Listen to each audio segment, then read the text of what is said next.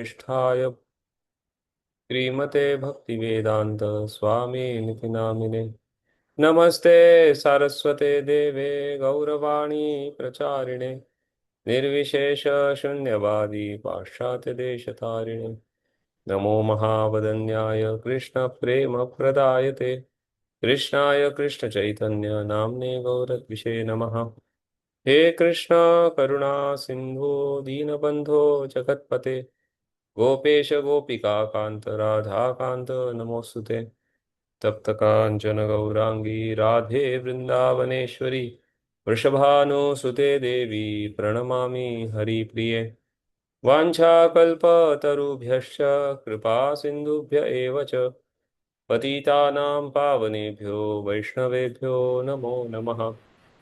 जय श्री कृष्ण चैतन्य प्रभु नित्यानंद श्री अद्वैत गदाधर श्रीवासादि गौर भक्तवृंद हरे कृष्णा कृष्णा कृष्णा हरे हरे हरे राम राम राम हरे हरे। मूकं करोति वाचालं पङ्गुं लङ्घायते गिरिं यत्कृपातमहं वन्दे श्रीगुरुं दीनतारिणं परमानन्दमाधवं श्रीचैतन्यमीश्वरम्। Dedication to six Goswamis. नानाशास्त्रविचारणैकनिपुणौ सद्धर्मसंस्थापकौ लोकानां हितकारिणौ विभुः रिटर्न करने हैं रिप्लेस मान्यो शरण्याकरो राधा कृष्ण पदारविंद भजना नंदे नमस्तादिको वंदे रूप सनातनो रघुयुगो श्रीजीव गोपालको वंदे रूप सनातनो रघुयुगो श्रीजीव गोपालको। श्री षड गोस्वामी प्रभुगण की जय, श्रीनिवास आचार्य की जय।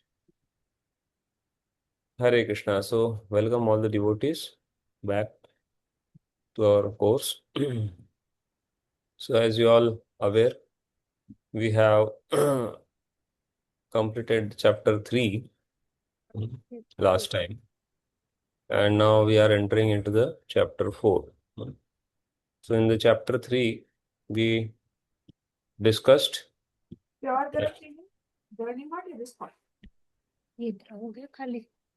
Somebody is not muted.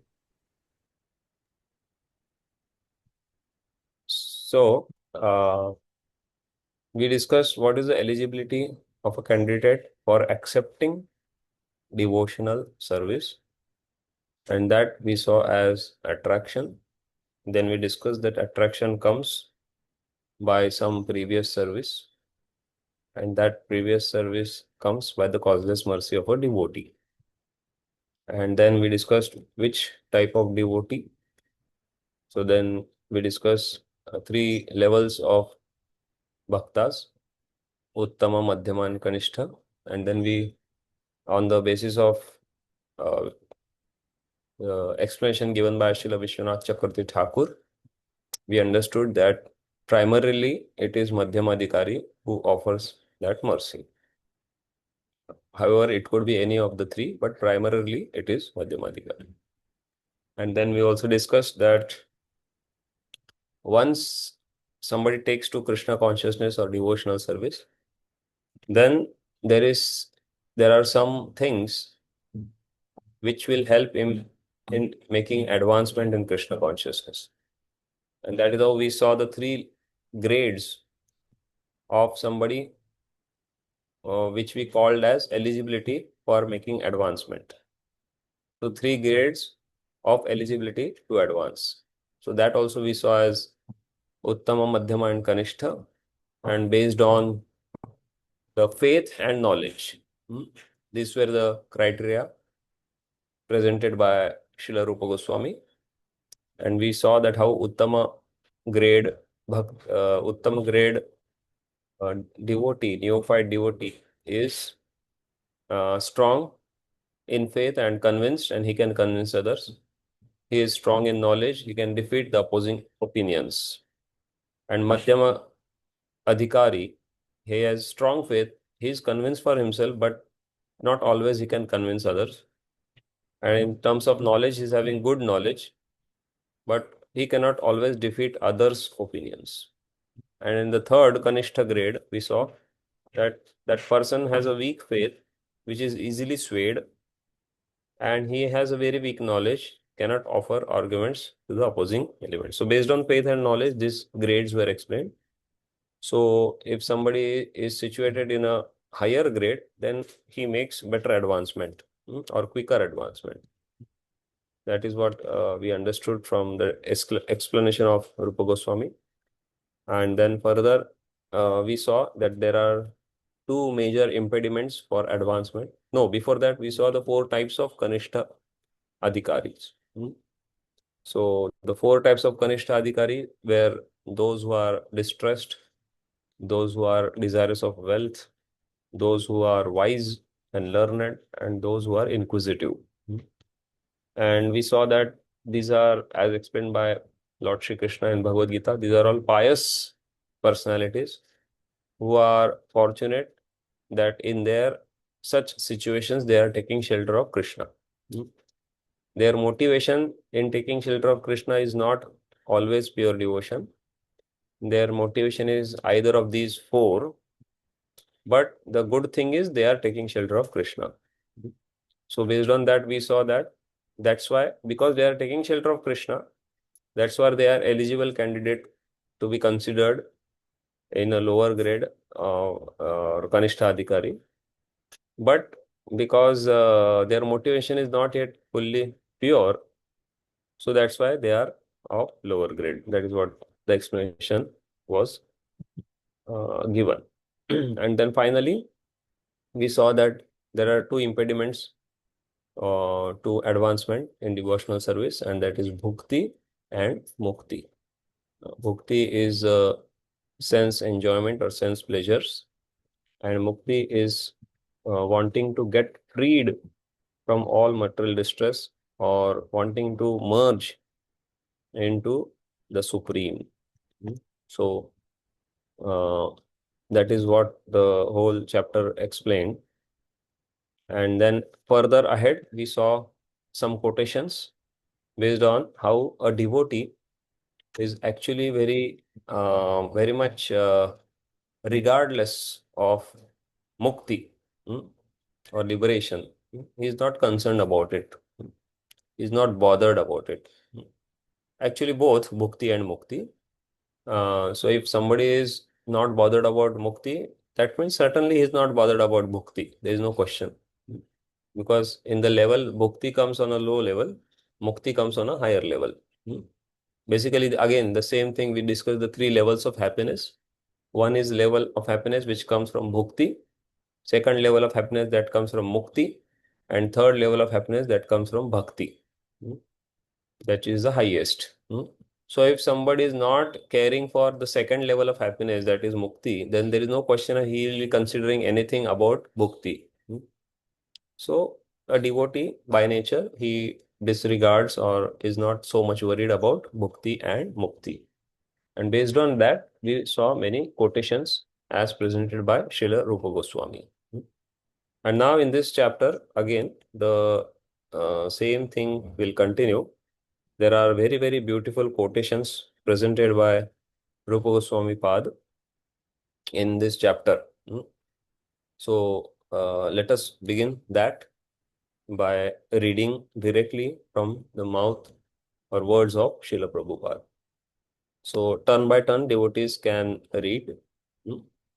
Yes, chapter 4, devotional service surpasses all liberation.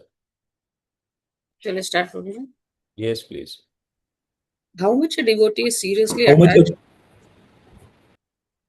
Pallavi Mataji, yes, continue, please. Yeah. How much a devotee is seriously attached to the devotional service of the Supreme Personality of Godhead can be understood from the statement of Maharaja Prutu, Adiraja, which is described in Srimad Bhagavatam, 4th canto, 20th chapter, verse 24.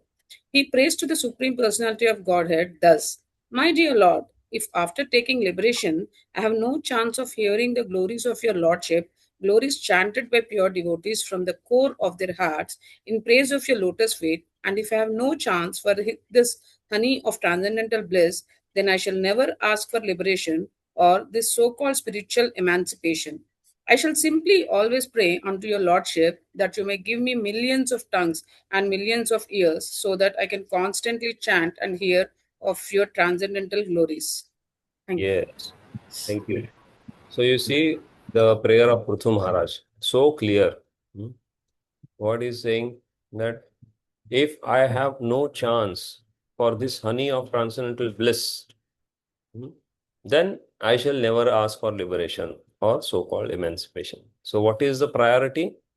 The priority is the honey of transcendental bliss, which comes from the praise of the lotus feet of the Lord, which is being glorified by his pure devotees. Hmm.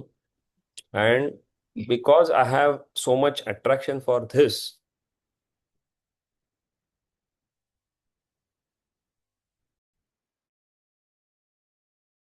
and that is, I get millions of tongues and millions of ears. Hmm. So I can constantly chant and hear. So that is a prayer of Prithvi Maharaj. Yes, somebody can read the next. I can read The one more. impersonalists desire to merge into the existence of the Supreme, but without keeping their individuality, they have no chance of hearing and chanting the glories of Supreme Lord, because they have no idea of the transcendental form of the Supreme Lord. There is no chance of their chanting and hearing of his transcendental activities. In other words, unless one is already beyond liberation, one cannot release the transcendental glories of the Lord, nor can one understand the transcendental form of the Lord. Hmm. So here, this is the explanation given by Srila Prabhupada, that how the impersonalists who have just simply the desire of merging into the existence of the Lord. Hmm. So then that's why they don't have any idea about the transcendental form of the Lord. And because they don't have any idea, not they don't have any idea, but they don't have any attraction for that. Hmm. And that's why they have no chance of chanting or hearing about it. Hmm. So they are missing that. Hmm. On the other hand, we saw how a devotee like Prithu Maharaj is praying that I just want to hear and sing the glories of the Lord. So this was the explanation about the first quotation cited, 4.20.24, as already mentioned by Prabhupada in the book. Now the next quotation is coming from the fifth canto of Srimad Bhagavatam, 5.14.44. Yes, somebody can read.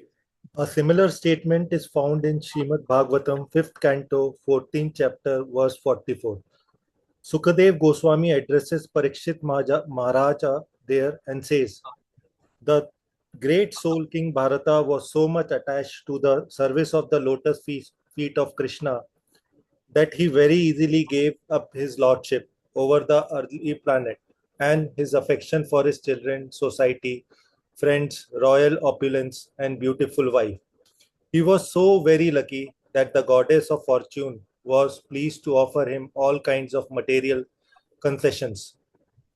But he never accepted any of these material opulences. Sukdev Goswami praises this behavior of King Bharata very highly.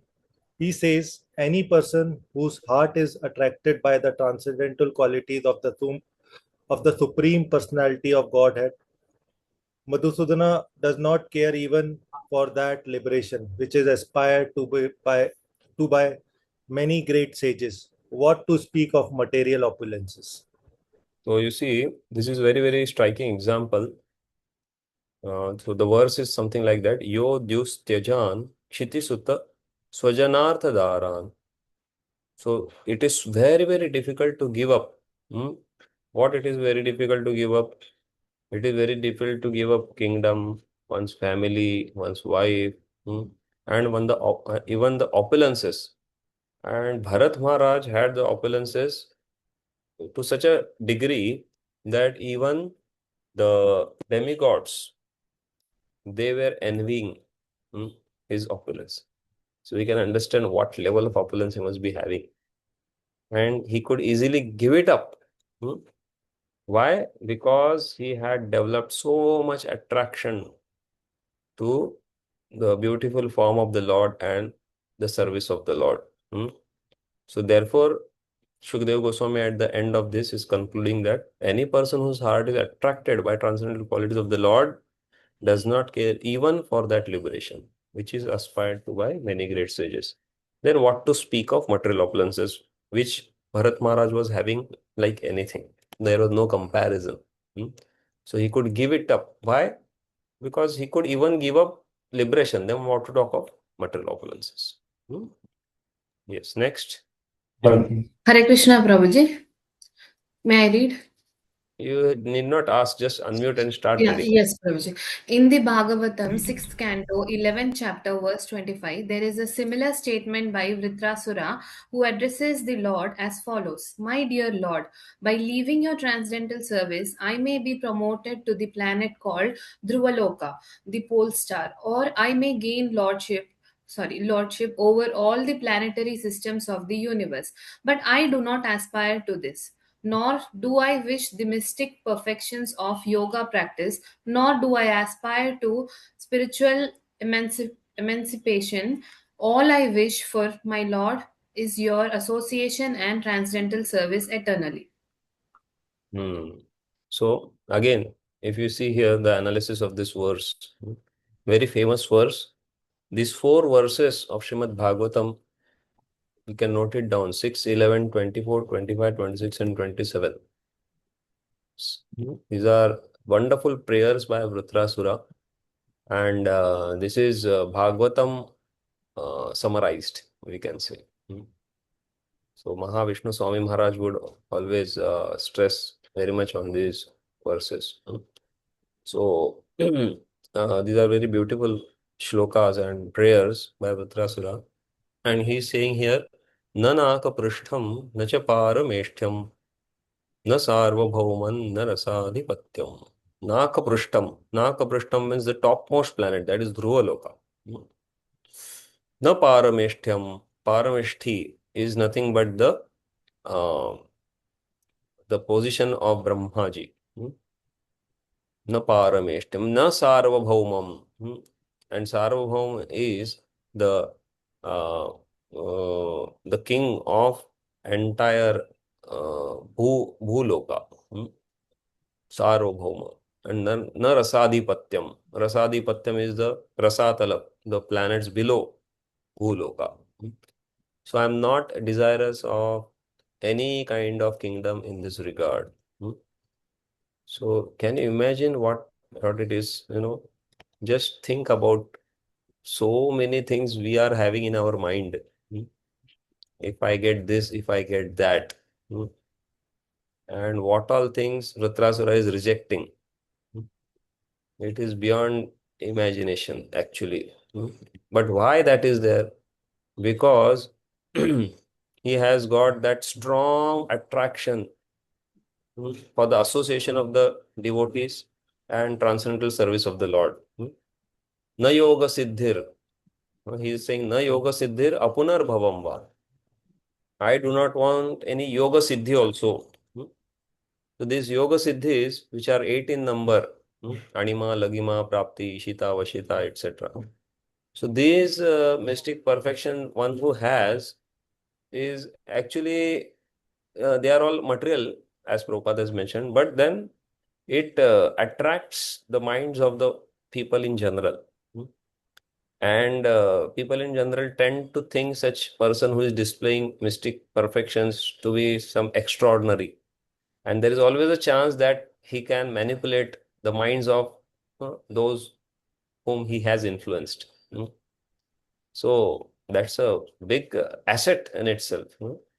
But a devotee is not wanting that. He doesn't want. Why? Because yesterday also we heard, Na dhanam, na janam, na sundarim, kavitam va jagadish kamam. Devotees don't want followers and all. So all this thing he is mentioning. And apunar bhavam means I don't want to go to a place also where there is no birth and no death. That means liberation. I don't want even liberation. So that is a prayer which Vritrasura is making. Just I want to be in the association of devotees and always be engaged in your service. Then the next quotation comes very beautiful, very famous shloka from the 6th canto, 17th verse, text 28. Narayan परा सर्वे न कुतश्चन बिभ्यति स्वर्गापवर्ग नरकेषु अपि तुल्यार्थ दर्शना. Yes, read. This statement is confirmed by Lord Shiva in Srimad Bhagavatam, 6th canto, 17th chapter, verse 28, wherein Lord Shiva addresses Sati thus: My dear Sati, persons who are devoted to Narayana, Krishna, are not afraid of anything. If they are elevated to the higher planetary systems, or if they get liberation from the material contamination, or if they are pushed down to the hellish condition of life, or in fact, in any situation whatever, they are not afraid of anything. Simply because they have taken shelter of the lotus feet of Narayana, for them, any position in the material world is as good as another. Yeah. So Narayana Para. Narayana Para means one who is devoted to Narayana. So Narayana Para Sarve na kutascha na bibhyati. They are not afraid of any situation. Swarga, apavarga, narakeshu, apitulyartha darshinaha. Whether they are in Swarga, whether they are in apavarga, or whether they are in naraka. It is same for them. Everything is same. So, what is this apavarga? Anybody knows? Liberation, Prabhuji. But why the word apavarga is used? Answer is correct. Means it's neither Swarga nor the hell. So There is a good guess. I just So the word apavarga has a very good significance. If we know the Devanagari script, there is a pavarga. In that pavarga, there are 5 what you say letters: pa, fa, ba, bha, ma. So pa is called as parishram. Parishram means the world wherein we are right now staying, which is full of birth and death. There is a lot of parishram. There is a lot of struggle. And fa means fena. Fena means one has to do so much of efforts that he foams at mouth. That is fena. And ba means ba is bandhan. So although he is doing so much of struggle, although he is struggling so much that he is foaming at his mouth, but still he is entangled, bandhan. And then bha is bhaya. Bhaya means he has always fear, fear of future. And ma is mrityu. Mrityu is the greatest fear. So like this world is called as world of pavarga. Pa, fa, ba, bha, ma. And that world which is apavarga means there is no all these things. That place is beyond this material world. So that is how this word is so special, apavarga. So here Lord Shiva is saying, whether they may be in Swarga, Apavarga or Narake, everything is similar to them. Why? Because in wherever they are, the Narayana Para, that means the devotees of the Narayana, they will always either chant the glories of the Lord, hear the pastimes of the Lord, sing the pastimes of the Lord, or render some service to the Lord, wherever they are. It doesn't matter for them. So that is a status of a devotee. 7 o'clock. Yeah. Then again, Indra says something in the 6th canto, 6, 18, 74. Yes? Somebody can read. Hare Krishna Prabhuji. There is similar statement by Indra, the king of heaven, in Srimad Bhagavatam, 6th canto, 18th chapter, verse 74. There Indra addresses Mother Diti in this manner. My dear mother, persons who have given up all kinds of desires and are simply engaged in devotional service to the Lord know what is actually their self-interest. Such persons are actually serving their self-interest and are considered first-class experts in the matter of advancing to the perfectional stage of life. Hare Krishna. So only the devotees of the Lord know what is actual self-interest. So, so the greatest self-interest is what? In worshipping the Supreme Lord. That is the greatest self-interest. There is no other self-interest other than that. And that only devotees are aware about. Then let's see what Prahlad Maharaj says. 7.6.25. Yes?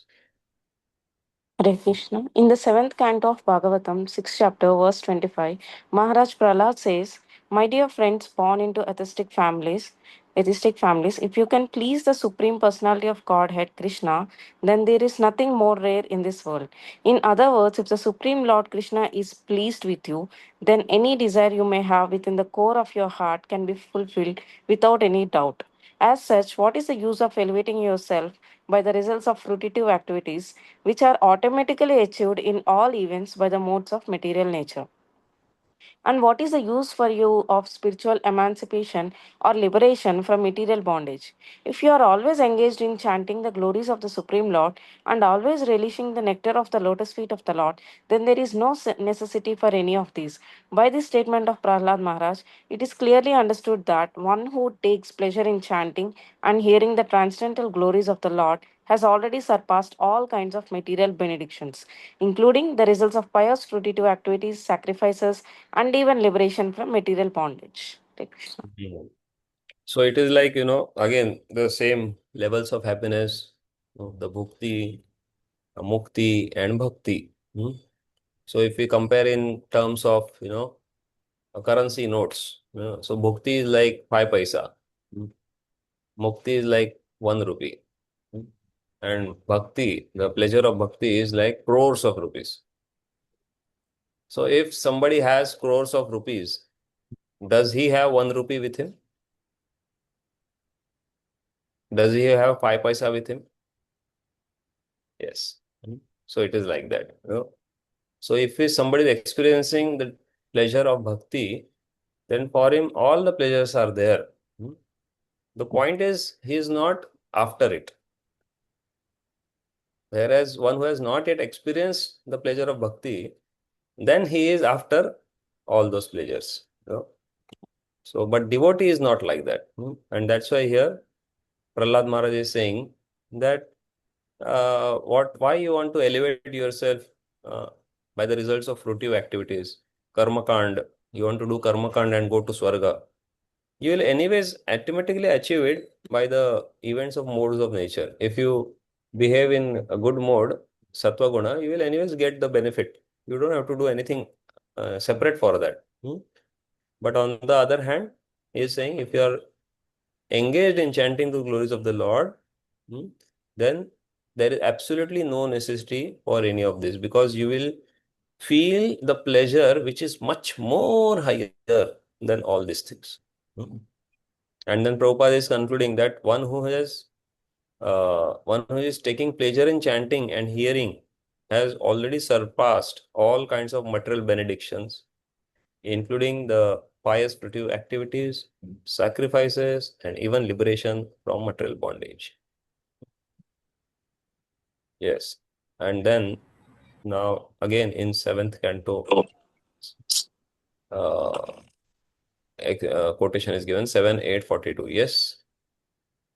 Similarly, in the same seventh canto, 8th chapter, verse 42, when the demigods are offering prayers to Lord Narasimha, Indra, the king of heaven, says, O Supreme One, These demons talk of our share of participation in the performances of ritualistic sacrifices, but simply by your appearance as Lord Narasimhadev, you have saved us from terrible fears. Actually, our shares in the sacrificial performances are due to you only, because you are the supreme enjoyer of all sacrifices. You are the super soul of every living entity, and therefore you are the actual owner of everything.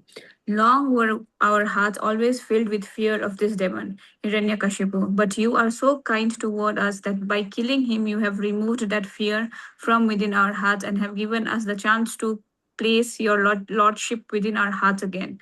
For persons who are engaged in the transcendental loving service of your lordship, all the opulences which were taken away from us by the demons are counted as nothing. Devotees do not care even for liberation. What to speak of these material opulences? Actually, we are not enjoyers of these fruits of sacrifices. Our only duty is to always be engaged in your service, for you are the enjoyer of everything.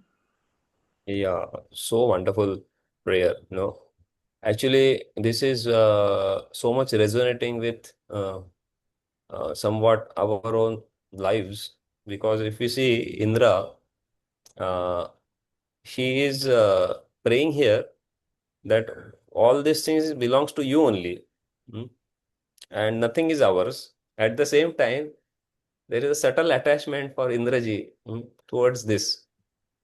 So we can feel ourselves in the same position.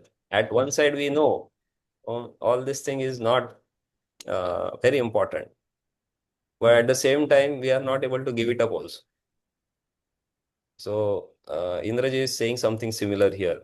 He is very clear with the understanding that everything belongs to the Lord only.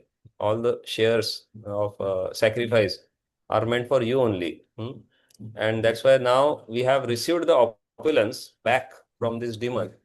But this opulence is also of no worth as compared to when we are getting your darshan. So much clarity is there. So we also have hope after reading this, that one day, we may also become purer in our consciousness and feel in the similar way, and eventually actually give up all the material desires and even the desires of being liberated. Yes, so Prabhupada gives very nice explanation ahead. Can somebody read ahead? The purport of this statement by Indra is that, beginning from Brahma down to the insignificant end, no living entities are meant for enjoying the material opulences. They are simply meant for offering everything to the Supreme Proprietor, the personality of Godhead. By doing so, they automatically enjoy the benefit. The example can be cited again of the different parts of the body collecting foodstuff and cooking them so that ultimately a meal may be offered to the stomach. After it has gone to the stomach, all the parts of body equally enjoy the benefit of the meal. So similarly, everyone's duty is to satisfy the Supreme Lord, and then automatically everyone will become satisfied. Yes, and now let's hear from Gajendra, 8:3:20. A similar verse is found in 8th canto, 3rd chapter of Srimad Bhagavatam, verse 20. Gajendra says, Gajendra says there, My dear Lord, I have no experience of this transcendental bliss derived from your devotional service. So therefore, I have asked from you some favor. But I know that persons who are pure devotees and have, by serving the lotus feet of great souls, become freed from all material desires, are always merged in the ocean of transcendental bliss, and as such are always satisfied simply by glorifying your auspicious characteristics. For them, there is nothing else to aspire to or pray for. Yeah.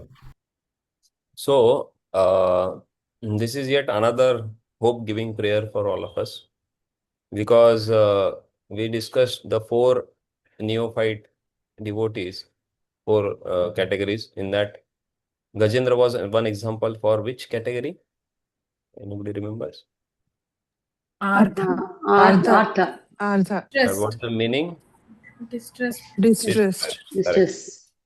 So, in one of the lecture, Gaurang was mentioning that here there are four categories mentioned by Lord, Artho Jidnyasu Artharthi Jnani. Whereas in Kali Yuga, there is only one category. Artha, Artha, Artha and Artha. Everyone is distressed. So only the pious people are the one who actually go to Krishna. So that's why it is hope-giving prayer for all of us, because to some extent we are also distressed by some means or the other. And what Gajendra is saying here, that I have no experience of transcendental bliss. True, to some extent we also do not have experience of transcendental bliss.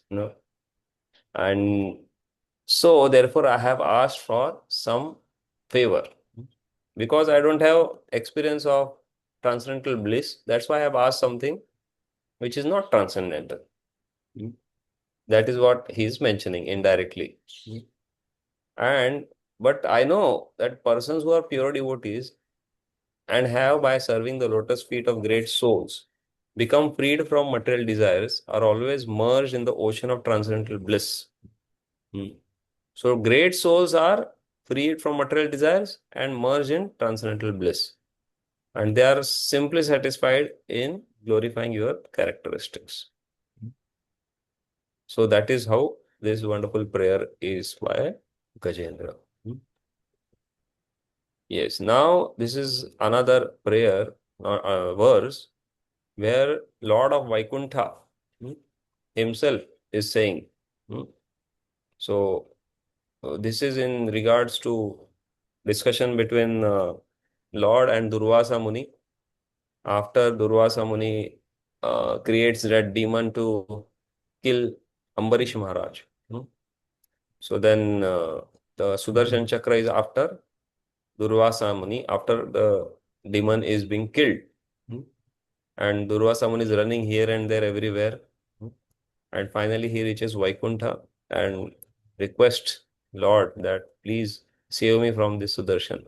And then Lord gives a good amount of chastisement to Durvasa Muni.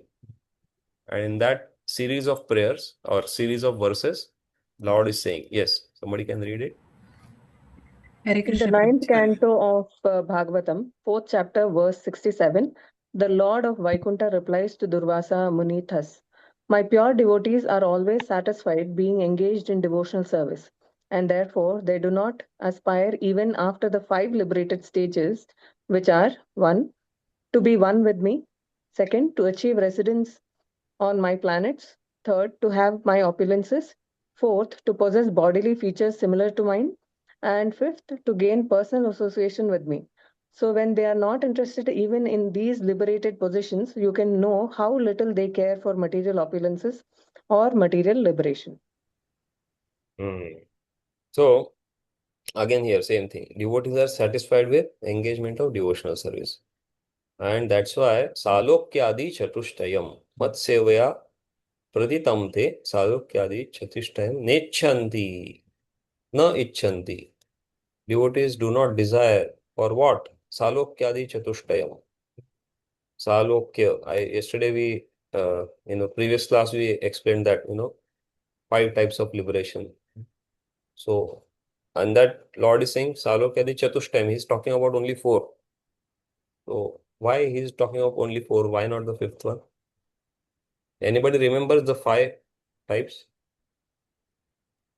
Salokya, Samipya, Sarupya, and Ekatvam. What is the 5th And one? Sarshti. Dust. So Lord is talking of only 4. Why he is not talking of the 5th one? Any thoughts?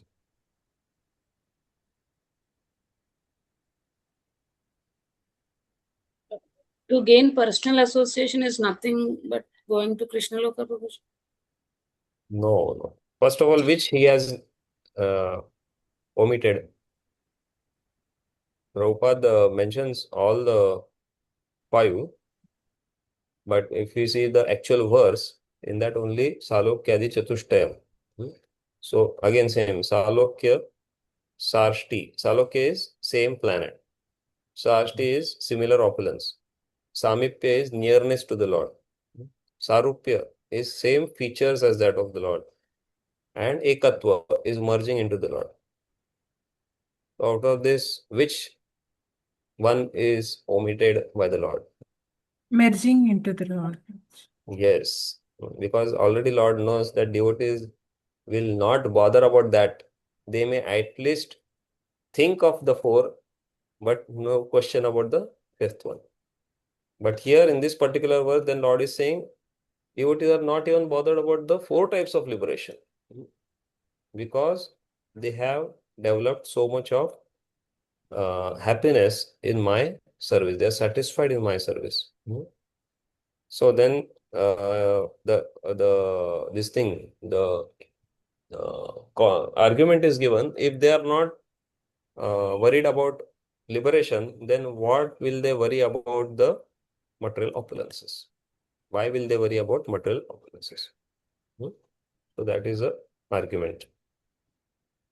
Yes. And then next comes the verse by Nagapatni from 10, 16, 30.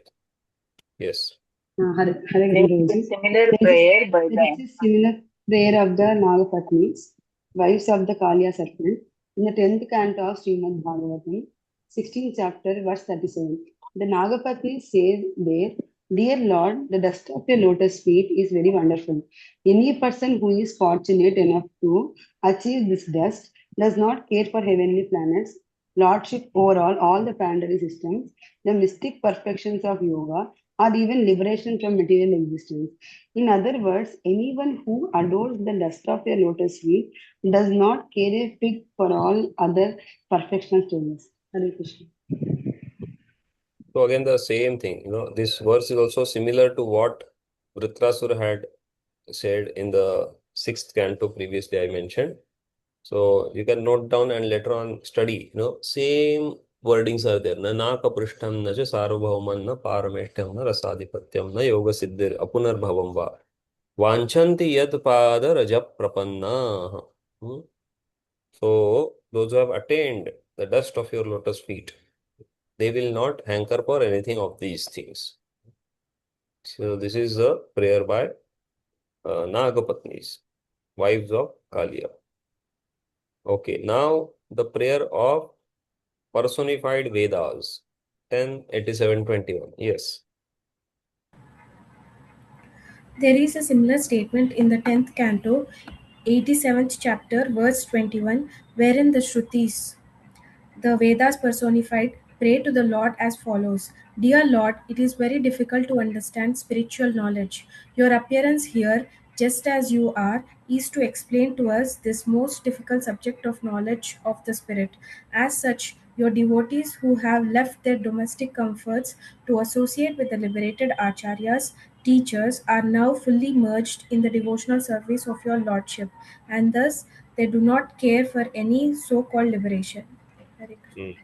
Again, the same thing. If you see, the same theme is repeated. Even the personified Vedas, Shrutis, they are also praying in the similar way. So your appearance has come to explain us the difficult subject matter of knowledge of spirit. And devotees, they are fully merged in devotional service, and hence they do not care for any liberation. Read ahead. In explaining this verse, it should be noted that spiritual knowledge means understanding the self and the super soul or super self. The individual soul and the super soul are quantitatively one, and therefore both of them are known as Brahman or spirit. But knowledge of Brahma is very difficult. Brahman is very difficult to understand. There are so many philosophers engaged in the matter of understanding the soul, but they are unable to make a tangible advancement. It is confirmed in Bhagavad Gita that out of many millions of people, only one may try to understand what is spiritual knowledge. And out of many such persons who are trying to understand, only one or a few may know what is the Supreme Personality of Godhead. So this verse says that spiritual knowledge is very difficult to achieve. And so in order to make it more easily attainable, the Supreme Lord himself comes in his original form as Sri Krishna and give this instruction directly to an associate like Arjuna. just so that the person in general may take advantage of the spiritual knowledge. This verse also explains that liberation means having completely given up all the material comforts of life. Those who are impersonalists are satisfied by simply being liberated from the material circumstances. But those who are devotees can automatically give up material life and also enjoy the transcendental bliss of hearing and chanting the wonderful activities of Lord Krishna. So, this verse also is there in Bhagavad Gita. Brahma bhuta prasannatma na shochati na kankshati sama sarveshu bhuteshu madbhaktim labhate param. So, there Lord is saying that one who has attained the stage of Brahma bhuta, so that means Brahman realization or complete liberation. So, what is the result of that stage? Brahma bhuta prasannatma. He is always prasanna. He is not dukhi anymore. And how he is prasanna or why he is prasanna? Because na shochati, na kankshati. He does not lament for whatever has happened in the past, and nor does he have any hankerings for to gain anything about in the future. So na shochati, na kankshati. And then another explanation is sama sarveshu bhuteshu. He is able to see all the living beings equally. Equally in the sense that he sees everyone as a part and parcel of the Supreme Brahman. And that's why he sees them equally. Sama sarveshu bhuteshu mad bhaktim labhate para. And at that stage, Lord says, then one attains my devotional service. So, after hearing this or reading this, I personally feel that there is a long way to go. Na shochati, na kankshati, no lamentation, no hankering, and seeing everyone equally, and prasanna, always remaining joyful. But at the same time, actually, the process of Krishna consciousness is highly joyful. That is also mentioned by Krishna. Rajavidya Rajavidyam Pavitram Idam Uttamam Pratyaksha Vagamam Dharmam Susukham Kartum Avyayam. So Lord is saying that it is directly experienced and you can experience the happiness out of it also directly. And certainly because of that experience only, although there may be some difficulties and troubles and so many of other impediments, still the devotee continues his service because he has tasted a drop of that nectar. So, but real sense, we can perform very good quality devotional service when we have reached that state. So, what is the point I am trying to say is that even if somebody is in the such stage of liberation, so Prabhupada is mentioning at the end of this paragraph, this verse also explains that liberation means having completely given up all material comforts of life. So somebody may be on the stage of Brahma Bhuta. Those who are impersonalists are satisfied by simply being liberated from material circumstances. So a person who is on Brahma Bhuta is actually satisfied in all way. There is no dissatisfaction in his heart. But the devotee actually transcends all this automatically. Prabhupada is mentioning. How automatically? Because when he engages himself in hearing the glories of the Lord and chanting the wonderful activities of the Lord, that puts him on a stage which is much higher than Brahma Bhuta stage. So that is how the process of devotional service is called as sublime. Sublime means it automatically takes you on a higher platform. So that is the beauty of devotional service, and therefore none of the devotees till now, whatever we have read prayers, they have asked for any kind of liberation because they are experiencing that kind of bliss. And that is a teaching that they are also giving to us. Yes, next, Ekadashi, 11th canto, 11, 20, 34.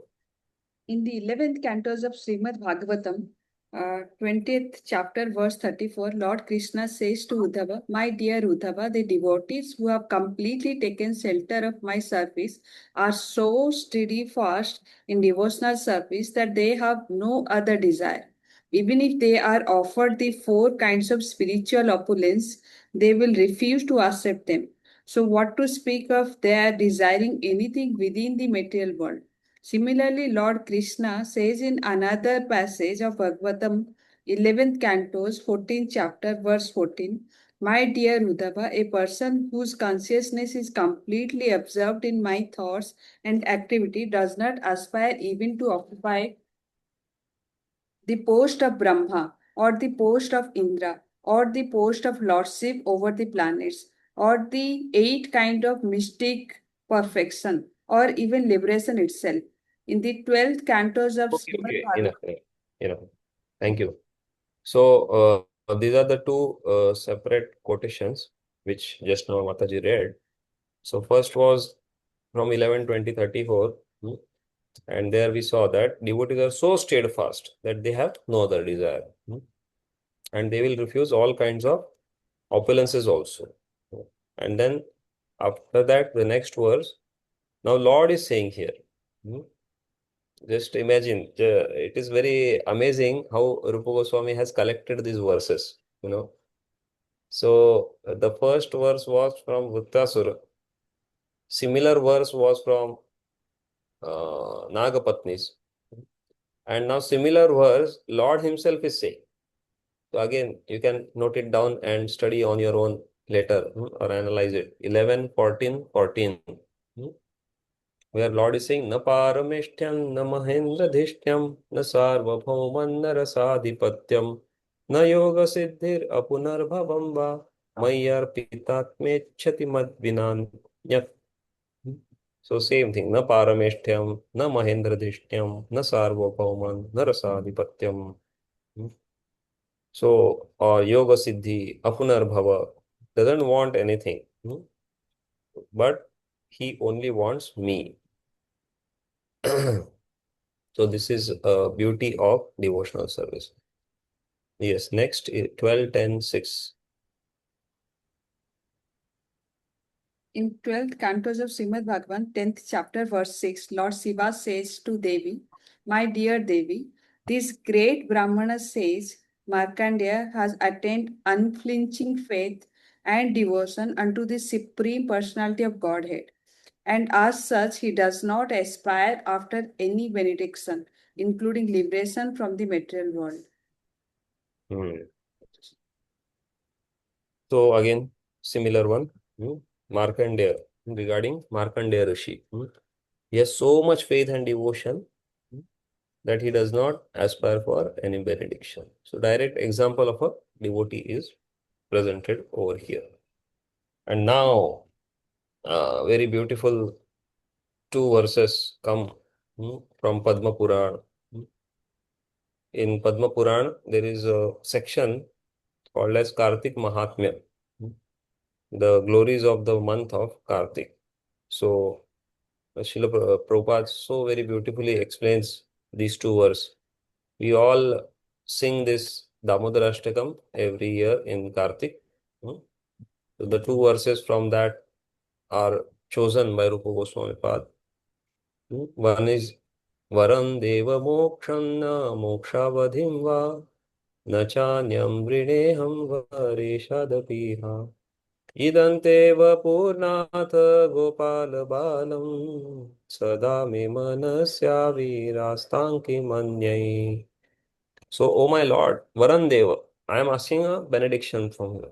What benediction you want? Moksham na. I don't want moksha. Moksha avadhi. I don't want even the path which leads to liberation. Na cha anya. No any other desire. Then what do you want? Idam te vapurnatha gopala balam. Sadame manasya virastanki manye. Let that beautiful form of your Bala Gopala, who is being chastised by Mother Yashoda, who is being tied around his belly, the rope, and to the grinding mortar. Let that beautiful form be always there within my mind. So that is a prayer he is quoting. And then next prayer is what? Kuveratmajau baddha murtaiva yadvat tvaya mochitau bhakti bhajau krutau cha तथा प्रेम भक्तिं स्वकामे प्रयच्छ न मोक्षे ग्रहो मेस्ति दामोदरेह. So Kuberatmajo, the sons of Kubera, you were bound, but you liberated them. It's very amazing. The bound Lord is liberating the two sons of Kubera. So I beg my Lord that you also please grant me similar prema bhakti. I don't want any kind of moksha. So now let's read how Prabhupada has wonderfully presented this. Yes, please. Similarly, there is a statement in Padma Purana describing the ritualistic function during the month of Kartika, October-November. During this month in Vrindavana, it is the regulative principle to pray daily to Lord Krishna in his Damodara form. Damodara form refers to Krishna in his childhood when he was tied up with rope by his mother Yasoda. Dama means ropes and Udara means the abdomen. So Mother Yasoda, being very disturbed by naughty Krishna, bound him round the abdomen with a rope, and thus Krishna is named Damodara. During the month of Kartika, Damodara is prayed to as follows. My dear Lord, you are the Lord of all, the giver of all benedictions. There are many demigods like Lord Brahma and Lord Shiva who sometimes offer benedictions to their respective devotees. For example, Ravana was blessed with many benedictions by Lord Shiva, and Hiranyakashipu was blessed by Lord Brahma. But even Lord Shiva and Lord Brahma depend upon the benedictions of Lord Krishna, and therefore Krishna is addressed as the Lord of all benefactors. As such, Lord Krishna can offer his devotees anything they want. But still, the devotee's prayer continues. I do not ask you for liberation or any material facility up to the point of liberation. What I want as your favor is that I may always think of your forms as I see you now as Damodara. You are so beautiful and attractive that my mind does not want anything else besides this wonderful form. In this same prayer, there is another passage in which it is said, My dear Lord Damodara, once when you were playing as a naughty boy in the house of Nanda Maharaja, you broke the box containing yogurt. And because of that, Mother Yashoda considered you an offender and tied you with a rope to the household grinding mortar. At that time, you delivered two sons of Tigera, Nalapuvara and Manigriva, who were staying there as two Arjuna trees in the yard of Nanda Maharaj. My only request is that by your merciful pastimes, you may similarly deliver me. Hare Krishna. Thank you. So here, uh, here the Srila Prabhupada is mentioning that, oh my Lord, Vareshad, Vara Isha. The word is Vara Isha. That means the best among all benedictors. One who gives benediction among them is best. One of the name of the Lord in South India is Varadraj. So means the best amongst who gives benedictions. So Prabhupada mentioned that how even there are devotees of Lord Shiva and Lord Brahma. And he gives examples. But even Lord Shiva and Lord Brahma depend on the benedictions of Lord Krishna. So any examples of this? When did Lord Shiva depend on Lord Krishna or Lord Brahma depend on Lord Krishna?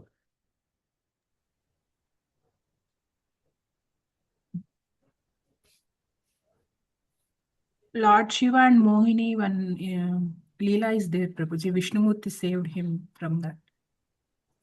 The Rakshasa name means Bhasmasura. Correct. So Bhasmasura and Mohini Murti, they are two different pastimes. In the form of Mohini Murti, he came and he distracted the Bhasmasura, right? No. Lord came in the form of a small boy And then he said that, why are you so much getting happy with the benediction? So what the benediction Bhasmasura received from Lord Shiva? Who, if we place the how can we say? If he place hand on anybody, His then his head. head He will be destroyed. huh. It will be Bhasmasat. So that was a benediction he wanted, and he prayed to Lord Shiva and he received it. And the first thing what he wanted to do is what? He want to test on Shiva. Not test. He wanted to do it on Shiva so that he can enjoy, Sati or Parvati. So that was his desire. And that's why he was running after Lord Shiva. And in that situation, Lord Shiva depended on Lord Krishna or Vishnu, whatever. So then Lord Vishnu, he comes as the form of a small boy. And then he stops this running Bhasmasura. He says, why are you in so much hurry? Where are you running? So he says, see, I have got this benediction just now from Lord Shiva, and I want it, I want to put my hand on him. So then he says, no, but you are mistaken. I think you are not aware. Probably you have not seen the latest post on WhatsApps. Recently, when the Daksha sacrifice was done, so everything was spoiled there, and then whatever benedictions Lord Shiva gives, they don't work only. You are not aware about this probably. So then he says, no. So Acha, is it like that? Because Lord was there, so Lord is so pleasing and enchanting in the form of that young boy.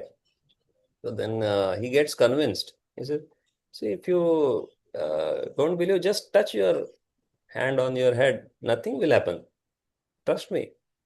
And then he just touches and he's destroyed. So that is how Lord comes to the help of Lord Shiva. This is there in the 10th canto of Srimad Bhagavatam. Yeah, Hare Krishna Prabhu. For this story, somehow how I heard was that Vishnu came in the rupa of one lady and she danced, and then during the dance she made the posture in a way that where the hand get touched with the. Basically he was mimicking that rupa, and then he touched the head. I don't know that where I heard that story. Yeah, that's what I think Katyayani Mataji was also mentioning. So maybe in some other Puranas, in some other Kalpa, always there is a scope. So, but in Bhagavatam 10th canto, it is mentioned in this form. So that was Lord Shiva. And then another was in the Banasura. The fight happened. Lord Shiva devotee was Banasura. This is also there in 10th canto. Krishna book, you can see that.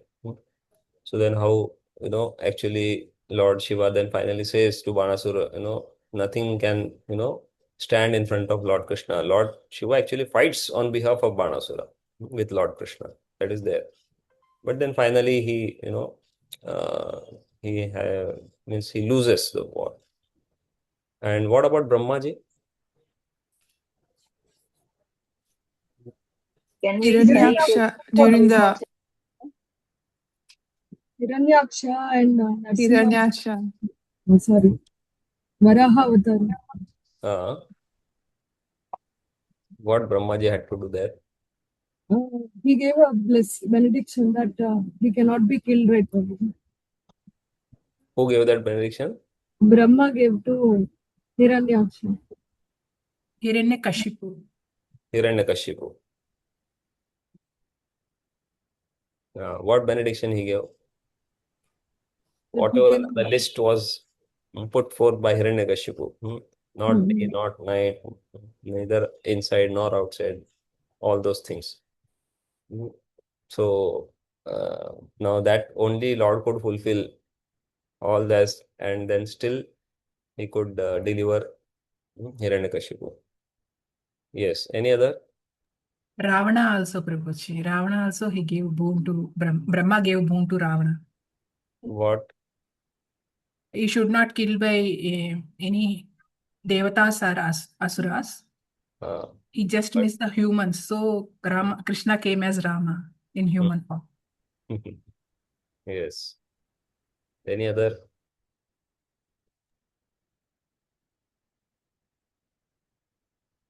You know what happened when creation started?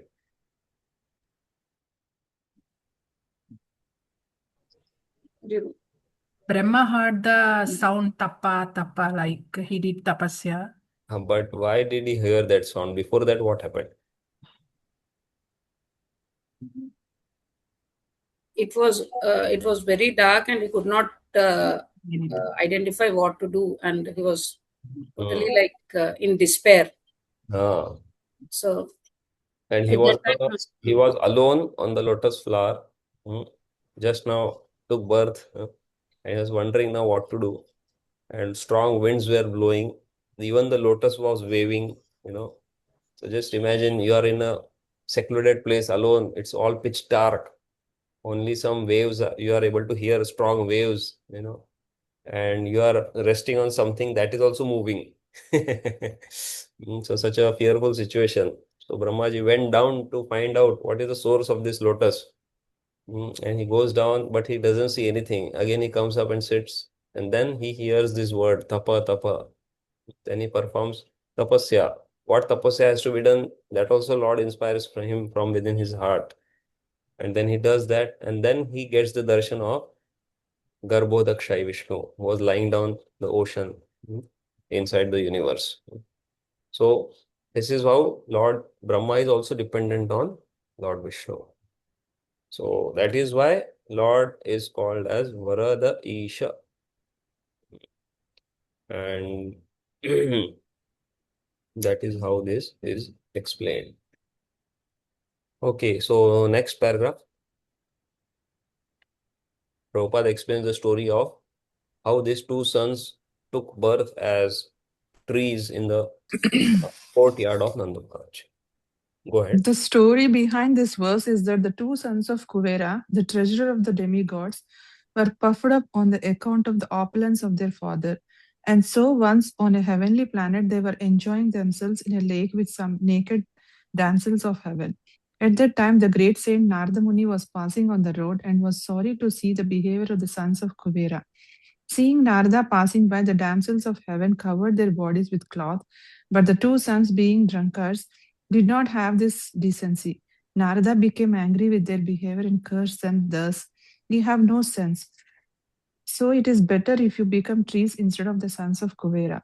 Upon hearing this, the boys came to their senses and begged Narada to be pardoned for their offenses. Narada then said, "Yes, you shall become trees, Arjuna trees, and you will stand in the courtyard of Nanda Maharaj. But Krishna himself will appear in time as the foster son of Nanda, and he will deliver you."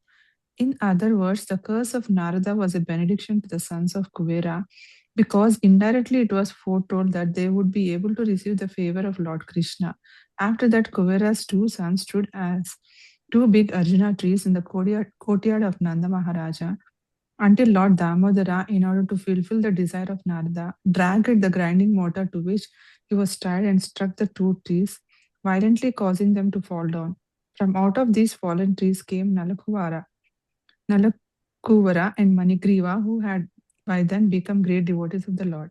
Hare Krishna.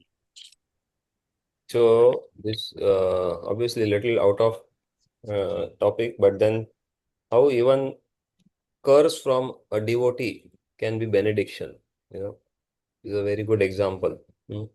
So whatever is there in relation from devotee, even a chastisement from a devotee is a blessing. So if any one of us have received that, we should be really very happy. So Hare Krishna Prabhu. Prabhu, why they were called as Arjuna trees? that is a type of a tree. Okay. Okay. So that is nothing to link with the Arjuna as a... No. Okay. It's type. Thank you. Oh. Yeah. So then next, Hayashirsha. Passage from Hayashirsha Panchayatra. Yes. Hare Krishna Prabhuji. There is a passage in the Hayashirsha Pancharatra, which states, My dear Lord, O Supreme Personality of Godhead, I do not want any resultant benediction from my religious life, nor do I want any economic development, nor do I want to enjoy sense gratification nor liberation. I simply pray to be an eternal servant at your lotus feet. Kindly oblige me and give me this benediction. Hare Krishna.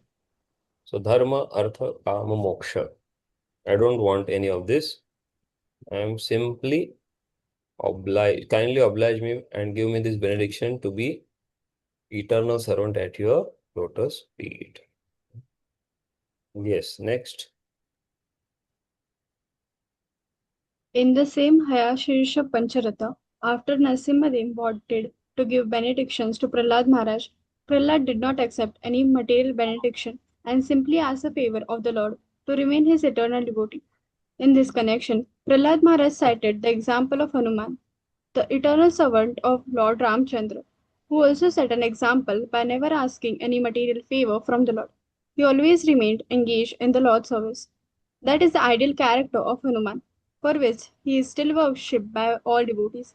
Prahlad Maharaj also offered his respectful obeisances unto Hanuman. There is a well known verse spoken by Hanuman in which he says, My dear Lord, if you like, you can give me salvation from this material existence or the privilege of merging into your existence. But I do not wish any of these things.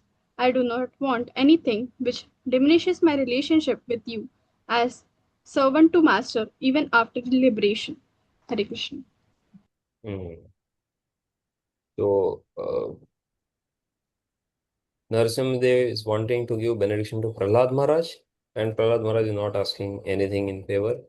We also know that some other place, Prahlad Maharaj says that I am not like a merchant, that I did some bhakti to you so that you will give me in return something. That is not what my intention is. I just did this because it is my expression of my love towards you, oh my Lord. So, and in the same lines, then Prahlad Maharaj is glorifying Hanumanji. That how Hanumanji is also in the same way not asking anything from the Lord. Yes, next. In a similar passage in the Narada Pancharatra, it is stated, My dear Lord, I do not wish any perfectional stage by performing the ritualistic religious ceremonies or by economic development or by sense gratification or liberation. I simply pray that you grant me the favor of keeping me under your lotus feet. I do not wish any kind of liberation, such as alokya, to reside on your planet, or sarupya, to have the same bodily features as you.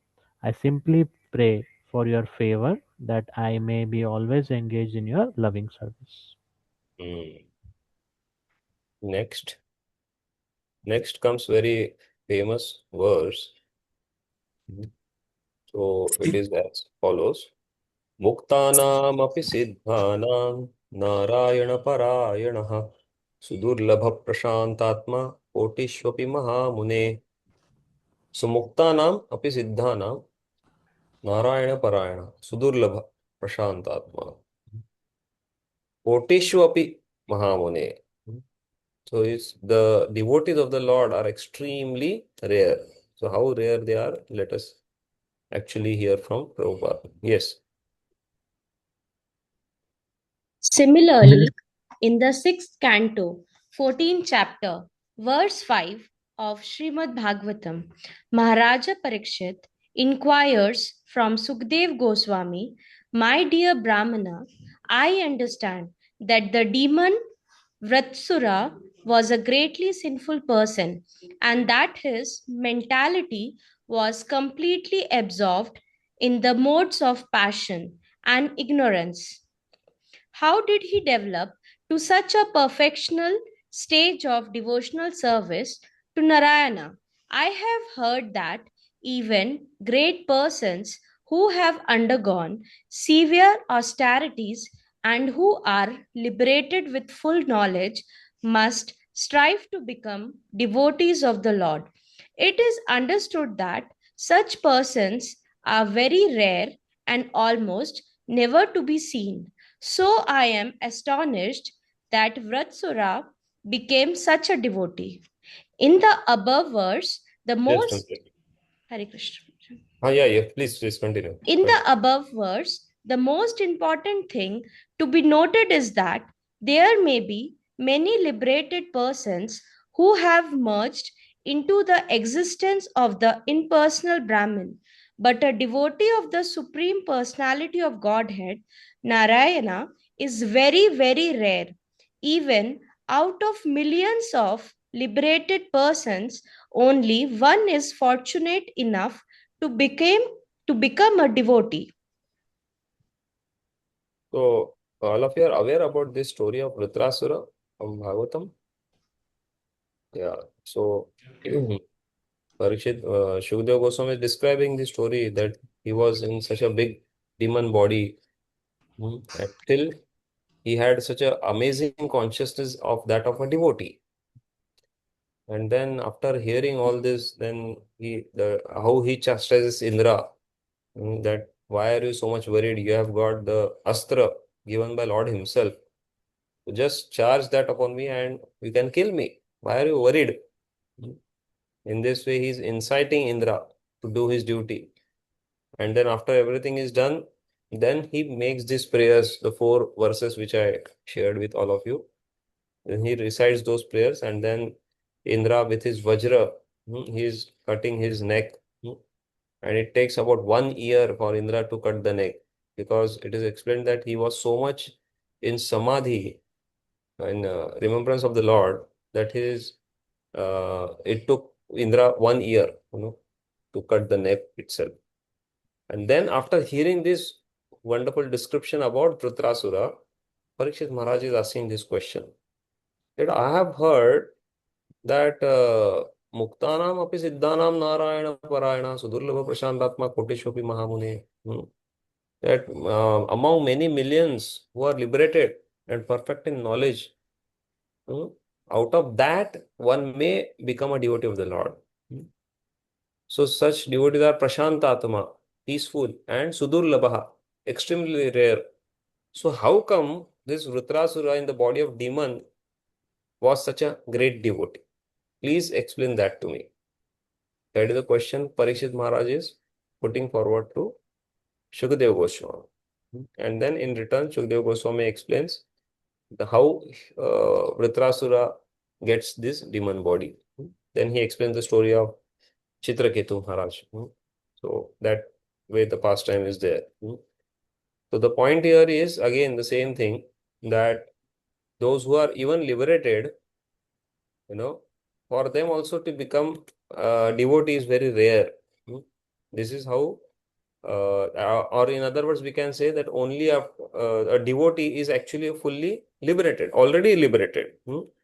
Because only a liberated person can become a devotee. That means a devotee is already liberated. That way we can understand this point, that how a devotee is surpassing the liberation. Yes, next. This is famous prayer from Kunti Maharani. तथा परमहंसानां मुनीनां अमलात्मनां भक्तियोगविधानार्थं कथं पश्येमहि स्त्रियः. 1:8:20.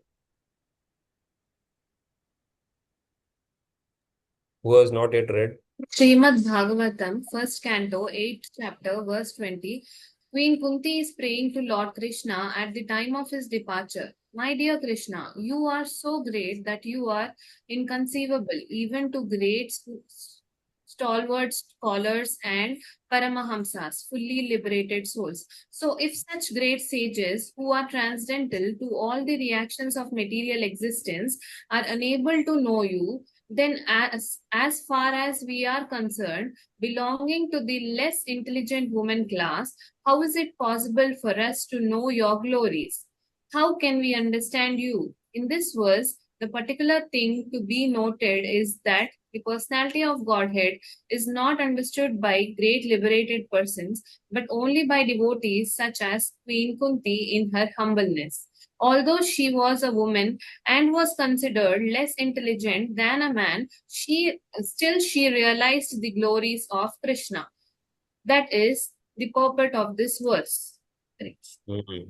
So, Kunti Maharani, in her humility, she is saying, if great liberated personalities, Paramahamsa, Muni, great sages, Amala Atma, those whose heart is completely purified, so they cannot understand you, O my Lord, then who am I? Katham Pashyema Histriya. What to talk about me, who is a woman? But then, as Prabhupada is clarifying, that actually she has understood Lord Krishna and she is very much attached to the glories of Lord Krishna, and that's how she is able to speak this in this way. And then comes a very famous verse from first canto Srimad Bhagavatam, chapter 7, text 10. This verse, as Srila Prabhupada is mentioning, it is called as Atma Rama verse. Yes, read ahead. Another passage which is very important in the Srimad Bhagavatam, first canto, 17th chapter, verse 10, and is called the Atmaram verse. In this Atmaram verse, it is stated that even those who are completely liberated from the material contamination are attracted by the transcendental qualities of the Lord Krishna. The purport of this verse is that the liberated soul has absolutely no desire at all for material enjoyment, and he is wholly freed from all kinds of material desires. Yet still he is irresistibly attracted by the desire to hear and understand the pastimes of the Lord. We may therefore conclude that glories of and pastimes of the Lord are not material. Otherwise, how could the liberated persons known as Atmaramas be attracted by such a pastimes? That is the important point in this verse. Yes. So, this is a famous verse, Atma Ramascha Munayo Nirgantha Apyurukrame Kurvante Ahitukim Bhaktim Itham Bhuta Guno Harihi. That, as Prabhupada has so nicely put it up, that Atma Ram means the liberated souls. So, what is the situation of liberated souls? That they are freed from all material contamination. As again we discussed some time back, Brahma Bhuta Prasannatma na shochati na kangshati sama sarveshu bhuteshu. These are the characteristics of somebody who is called as Atma Rama.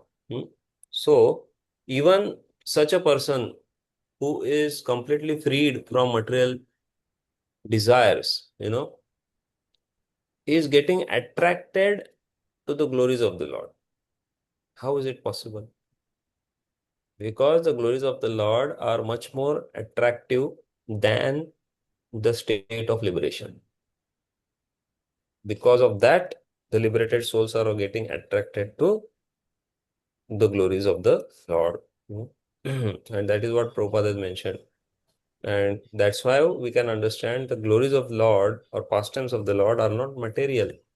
If they were material, then those who have already given up material cannot get attracted to material. Means the liberated souls, the Atma Rama, they have given up material things. They are beyond the material dualities, yet they are getting attracted to the pastimes of the Lord. That means the pastimes of the Lord are not material. So this is how Srila Prabhupada is mentioning. Yes, go ahead. From the above statement, somebody else can read. Yeah. Prabhuji, can I have a question here? Can I ask a question here? Yes, please. Prabhuji, like we heard, like the persons in the liberation stage or Brahmabhuta stage, like we hear that even they fall down. So, what is the cause of their fall down, Prabhuji? So, as Prabhupada has explained it, the reason is only this, because some of them have not grasped to the lotus feet of the Lord. So that is why they fall down. They have not taken fully the shelter of the lotus feet of the Lord. So that's why they fall down. It's That is what 8 Srila o'clock. Prabhupada explains. Just now we have read like they do not know the form of the Lord, means they do not have faith in the form of the Lord. They are impersonalists. Like, so how will they surrender to the lotus feet of the Lord, Prabhuji? Like, when they come in contact with devotee, they will surrender to the Lord. so after liberation, how they'll come in contact with the devotee? Like, The liberation is not necessarily the state. Like we say, Vrindavan. Vrindavan is not necessarily the place. It's consciousness. So similarly, liberation always does not mean the place. Liberation is a state of consciousness, wherein person is not having any material hankering. No, Brahmabhuta, again same thing. Na shochati, na kamshati. He does not lament. He does not hanker. So liberation always does not mean that he is somewhere else other than material world. Okay. So that's why then there is always chance that he may come down from that platform. Got it. Thank you.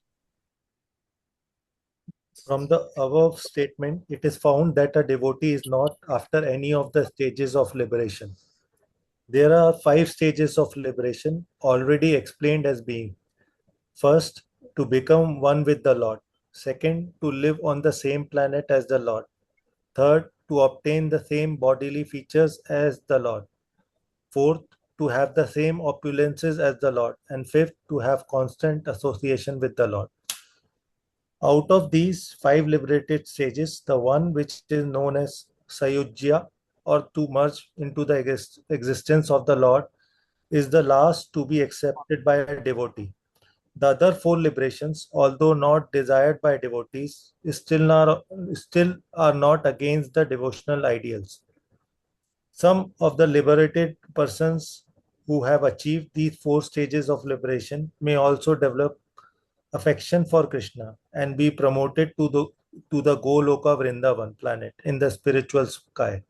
In other words, those who are already promoted to the Vaikuntha planet and who possess the 4 kinds of liberation may also sometimes develop affection for Krishna and become promoted to Krishna Loka. So here, I think in the previous class, Parameshwar Prabhu had asked that how this we can resolve the contradiction wherein Prabhupada has said going back to Godhead and devotees are not wanting to go back to Godhead. So here Prabhupada himself is giving the answer that how out of these 5, the one which is Sayujya is last to be accepted. The other 4, although not desired by devotees, are still not against devotional ideals. That is the answer in one line by Srila Prabhupada. So although they are not desired, but they are not against devotional ideals. Means even if we are desiring, that is not a big problem because they are not against devotional ideals. Yeah, and then further Prabhupada is mentioning that so liberated persons who have achieved these 4 stages of liberation may also develop affection for Krishna and be promoted to Golok Vrindavana. So even those who are in the Vaikuntha planets, they may also develop affection for Krishna. So that is a deeper meaning of this verse Atmaram. Atmaramascha Muniyo. One is just the liberated people getting attracted to some form of the Lord or Krishna. And those who are attracted to some form of the Lord within the Vaikuntha planet may also get attracted to the glories of Krishna. Everyone understood this point? Yes. So next paragraph. So those who are in the 4 liberated states may still be going through different stages of existence. In the beginning, they may want the opulences of Krishna, but at the mature stage, the dormant love for Krishna exhibited in Vrindavan becomes prominent in their hearts. As such, the pure devotees never accept the liberation or sayuja to become one with the to become one with the Supreme. Though sometimes they may accept as favorable the other four liberated states. Can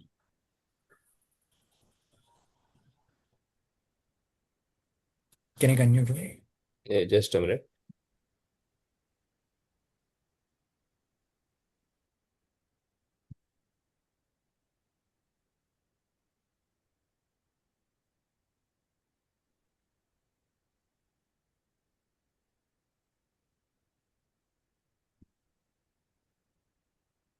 Yes. Go ahead. Out of many kinds of devotees of Supreme Personality of Godhead, the one who is attracted to the original form of Lord Krishna in Vrindavana is considered to be the foremost first-class devotee. Such a devotee is never attracted by the opulence of Vaikunta or even Dwaraka, the royal city where Krishna ruled. The conclusion of Sri Rupa Goswami is that the devotee who are attracted by the pastimes of Lord in Gokula or Vrindavana are the topmost devotees. Go ahead. A devotee who is attached to a particular form of Lord does not wish to redirect his devotion to other forms. For example, Hanuman, the devotee of Lord Ramachandra, knew that there is no difference between Lord Ramachandra and Lord Narayana. And yet, he still wanted to render service only unto Lord Ramachandra. That is due to the specific attraction of the particular devotee. There are many, many forms of Lord, but Krishna is still the original form. Though all of the devotees of different forms of Lord are in the same category, still it is said that those who are devotees of Lord Krishna are the topmost in the list of all devotees. So you see how Srila Prabhupada is developing everything. Initially, he said that those who are in liberated state, if they happen to hear the glories of the Lord, then they get attracted to the Lord. And that is the beauty of devotional service, that even liberated people get attracted. Then further, I had Prabhupada said that out of 5 kinds of liberation, Sahajya is no question, but other 4 are, although not desired by devotees, still they are not against the devotional ideals. Then Prabhupada said, somebody who has got, or one who is in the process of being liberated in one of these 4, that he may desire any of those opulences of the Lord, similar to that of Lord, or in the same planet of the Lord. So there may be a possibility that he may get attracted to the form of Krishna by hearing the glories of Krishna. What is the meaning of that? That one may be desirous of any of the 4 kind of opulence and wanting to go to Vaikuntha. It may be possibility. But while he is in that process, he may come across and get to hear transcendental glories of Lord Krishna, and his attraction may develop towards Krishna. So that is how it is explained. And then finally, Prabhupada says about Hanumanji that amongst all the various forms of the Lord, the devotees are categorized as devotees only. The forms of the Lord are the Supreme Lord only. There is no difference. Yet there is a gradation, and the devotees of Lord Krishna are considered the topmost. And then finally, Prabhupada mentions example of Hanumanji, saying that although Hanuman is also aware about, Lord Ram and Lord Krishna, still his particular attraction is towards the form of Lord Ram, and that he cannot ever give it up. So that is how Prabhupada explains through the words of Srila Rupa Goswami. So you even see in the Chaitanya Leela,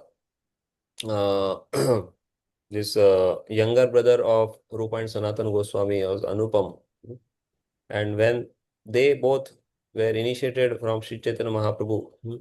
So they taught Krishna Bhakti to Anupam. But Anupam would till then worship Lord Ram. So then when he heard from his elder brothers about Krishna and that Bhakti to Krishna is topmost. So he started practicing that. And after one very next day, I suppose, or the 2 days later, he comes and he cries in front of Sanatana Goswami. And he says, my dear Lord, in the sense that he considered him as spiritual master, elder brother and a spiritual master. So he said that although you instructed me in this way, but somehow or other, I cannot forget Lord Ram. So then Sanatana Goswami becomes so happy and he embraces and he says, you have really perfected your life, because you have so much deep affection towards your Lord. So that's a very good sign.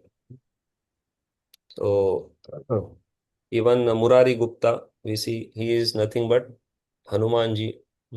He is there in Chaitanya Leela, participating in the pastime of Lord Chaitanya Mahaprabhu.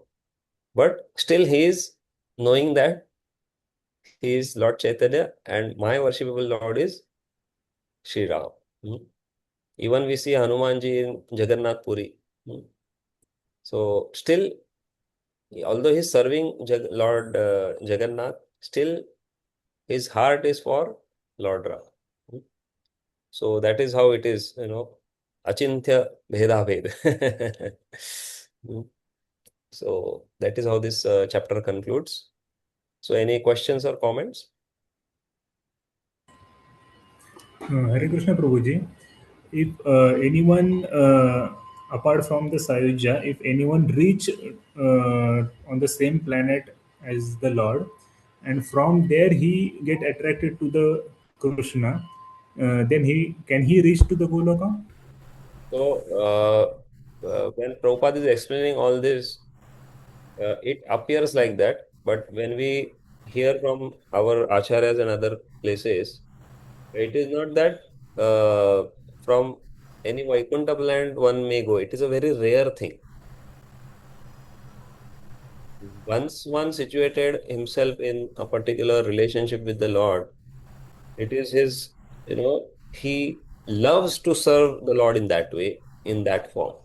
That is how he reaches that place. But still, there is a possibility. That is what Prabhupada is explaining. Because the attraction and glories of Lord Krishna are beyond everything. Still, there is a possibility. But there is not that, every now and then somebody is getting attracted and is leaving Vaikuntha and going to Goloka. Not like that. So we see the story of Gopakumara. He is passing through all the various places in material world. Then he enters into Vaikuntha, and then he goes ahead, in Saket Dham, and then finally he reaches Dwarka and then even Goloka, and he feels his satisfaction in Goloka. So that story explains that actually how living entity goes through various places and then finally he is attracted to the topmost place like Goloka, and then he meets there Krishna. So it is understood in that way. But then later on, if we read carefully that passages again, there Prabhupada mentions that one who is on the path of achieving these four kinds of liberations. There Prabhupada is using the word path. So he is not saying there that one who have achieved. So like for example, somebody may be at this present moment may be attracted to let's say Vaikuntha Pati, Lord Narayan, or Lord Ramachandra, and he is in that way practicing. So then he has a desire that he may reach to that planet where Lord Narayan is there or Lord Ramachandra is there. But in that process, there is a possibility that he may get attracted to Krishna and give his whole attention to Krishna, and then he may go to Goloka. Like that. Is it okay? Yes, Sanju. Hare Krishna, Prabhuji. Prabhuji, here Prabhupada says, one who is attracted to the original form of Lord Krishna in Vrindavana is considered to be the foremost and first class devotee. Now, while Krishna has various forms, why is the form insisted, or why is it insisted that, Lord Krishna's form in Vrindavana? Yeah, because if you see, that is also mentioned. I don't remember who has composed that prayer, but it is there. Aradhya Bhagavan Brajesha Tanaya Tadhama Vrindavanam. That for Gaudiyas, who is Aradhya? He is Lord Shri Krishna. Which Krishna? Brajesha Tanaya. That is the son of Nanda. That means in Vrindavan. And then what is worshipable? Tadhama Vrindavanam. And Vrindavan Dham is worshipable. So all of you have completed Nectar of Instruction in your course. Yeah, so there you must have heard that which is the topmost place in this whole planet. Goloka Vrindavana. Radha Kund. Radha-kund. Radha-kund, yeah. And Radha Kund is part of Goloka Vrindavan. So that way, if you see the scriptural point of view, Krishna is topmost, his dham is topmost. But at the same time, it is not that the devotees of other forms of Lord are of any little value. That is never the case. They are also the devotees of the Supreme Lord only. But as we see that there is a gradation amongst devotees, so there is also gradation among the forms of the Lord.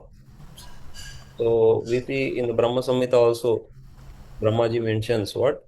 Deepar chirevahi dashantaram abhyupetya. Deepayate vivrita hetu samana dharma. That from one candle, deep, actually deep means we say diya, deep. From one deep, another deep is light. Means we light the another diya. From that another diya is light. Like that you may have millions of deep. And all the deep are giving the same power. But which was the original deep? The first one was the original deep. And that is Govindam Adi Purusham Tamaham Bhajam. So that is what is explained in the scriptures, that Krishna is the original source, fountainhead of all. Even in Bhagavatam we see Ete Chamsha Kalapumsa Krishnastu Bhagavan Swayam. After explaining all the various forms in the third chapter of first canto of Srimad Bhagavatam, finally then it is mentioned that all these are nothing but Amsha and Kala, and Krishnastu Bhagavan Swayam. Krishna is the Supreme Lord. So that is why it is always mentioned in that. Thank you, Prabhuji. Yes, Pallavi Mataji. Prabhuji, from this chapter, what we understand is like a devotee does not aim for any kind of liberation, any of the 5 kinds of liberation. He is only under the devotional service. So, how to explain that a devotee's attitude towards each of the 5 kinds of liberation, Prabhuji? He doesn't want any kind of liberation. So, it is the same attitude, right? For any kind of liberation. Where it is mentioned? So it's in the manual, Prabhuji, handbook, like question. It is asked like, explain a devotee's attitude towards each of 5 kinds of liberation. That is the question asked. Yeah. Okay. And what is the reference given for that question? Reference, it's not given, Prabhuji. In chapter 4, it's asked. That's it, question. Okay. So basically, you can see that there are these 5 types of liberation. Out of that, the attitude of devotee towards Sayujya. What is the attitude? It comes the last. He doesn't consider that at all. Correct. And what about the remaining 4? There's a little chance. Maybe like he won, but it's not ideal, right? So basically, his wish is not. His wish is? Yes, go ahead. Yeah, he doesn't want any kind of liberation, right? He just wants to stuck onto the devotional service. Correct. And if he's offered that one of the 4, then?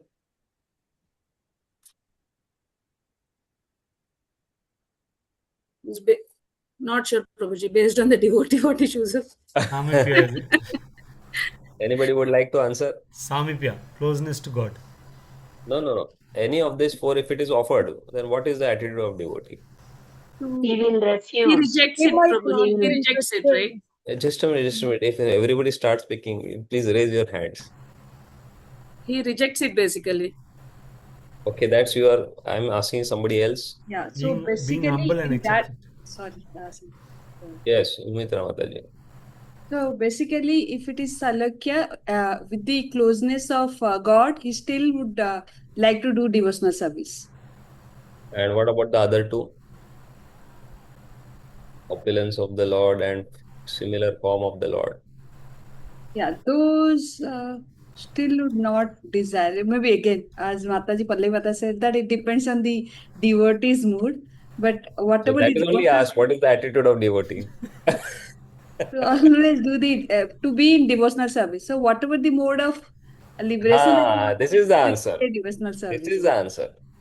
That the attitude of devotee is what? That he wants to render devotional service, no matter which type of liberation is offered by the Lord, except Sayujya. Anyway, Sayujya Lord will also not offer, and devotee will also not want it.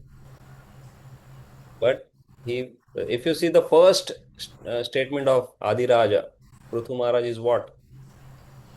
That I don't want liberation if I'm not getting the opportunity to hear and sing the glories of the Lord. That means if opportunity to sing and hear the glories of the Lord is there, then I'm okay with any of the liberation. So that means what is the priority or what is the criteria?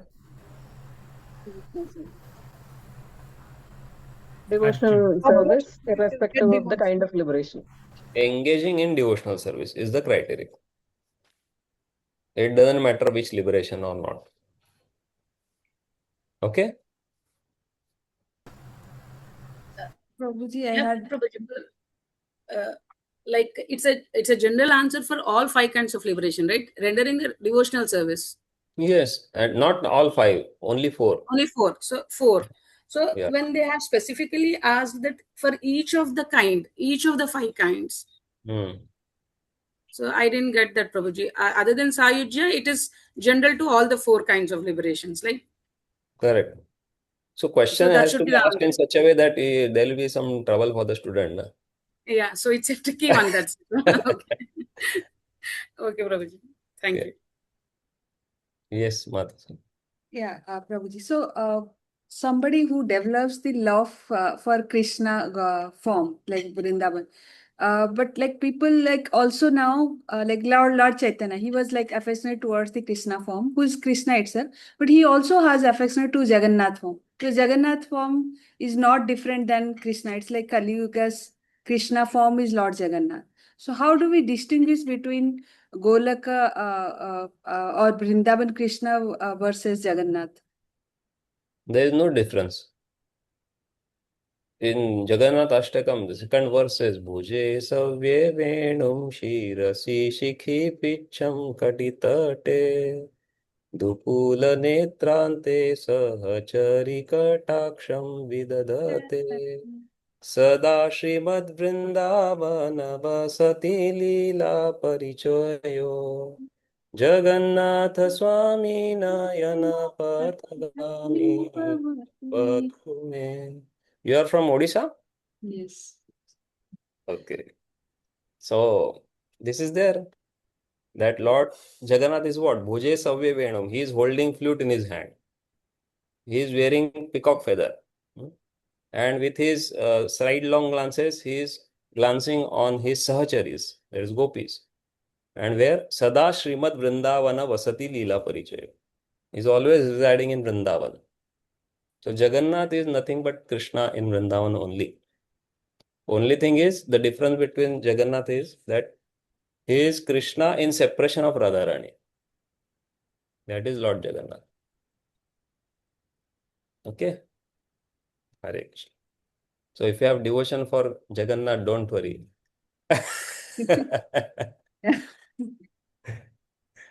Okay, so we'll conclude here. Any other question? Thank you very much. Hare Krishna. Bhakti Rasamrit Sindhu ki Jai, Srila Rupa Goswami Pad ki, Jagat Guru Srila Prabhupada ki. Jai. Hare Krishna Prabhuji. Hare Krishna Prabhuji.